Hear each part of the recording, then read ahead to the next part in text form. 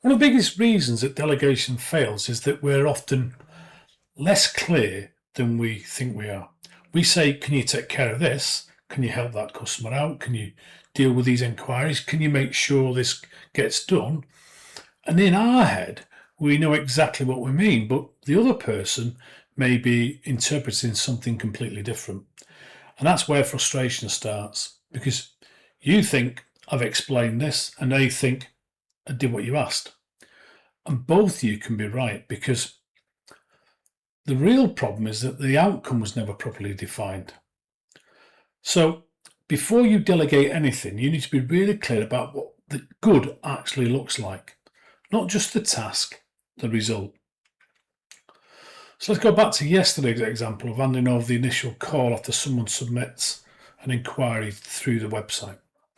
It's not enough to say, can you call the new inquiries? That's too ambiguous. And you need to take into consideration, what's the purpose of the call?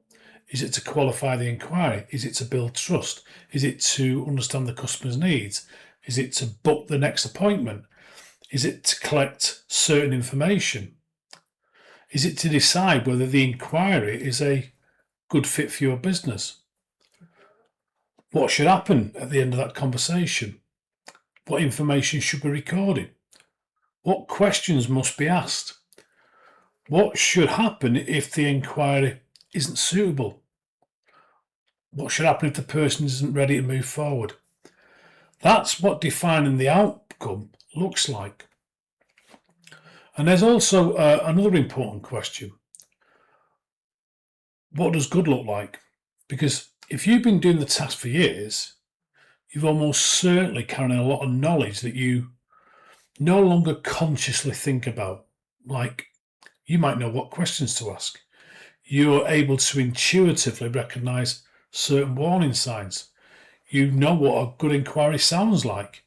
You know when to push it a little bit further, and you know when to walk away.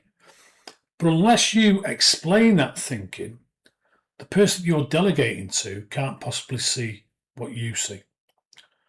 And it's why delegation simply isn't a transfer of activity. It's often a transfer of knowledge and judgment.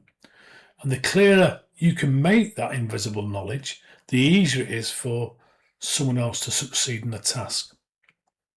So before you hand over the next task, define what is the purpose, what's the expected outcome, what does good look like, what decisions can they make, what should they do if something unusual happens, how is success going to be measured, and how will you both know that the responsibility has genuinely been handed over?